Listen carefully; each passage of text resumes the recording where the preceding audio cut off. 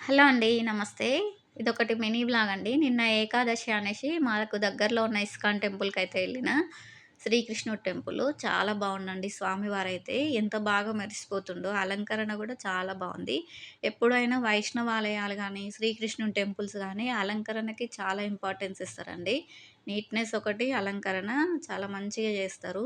మనకి వెంకటేశ్వర స్వామి గుళ్ళో గూడా అంతే. అలంకరణ ప్రీతి పాత్రులు స్వామివారు. ఇక్కడ రాధాకృష్ణులుంటరు. రుక్మిణి కృష్ణులు, నెక్స్ట్ పూరి జగన్నాథ స్వామి. పూరి జగన్నాథ స్వామి అయితే బయట నుంచే కనిపిస్తాడండి. అంటే అంత పెద్దగుంటాయి స్వామివారి కళ్ళు మనం ఎంత దూరం ఉన్నా మన మీదనే ఉంటాయి. పూరి జగన్నాథ స్వామి చాలా బావుండు. ఇక్కడ ఇంకోటేంటంటే చాలామంది తులసి మాలతోటి జపం చేసుకుంటారండి. ఇట్లాంటి ప్లేసెస్‌కి పిల్లల్ని తీసుకొచ్చినా చాలా మోటివేషనల్‌గా ఉంటుంది.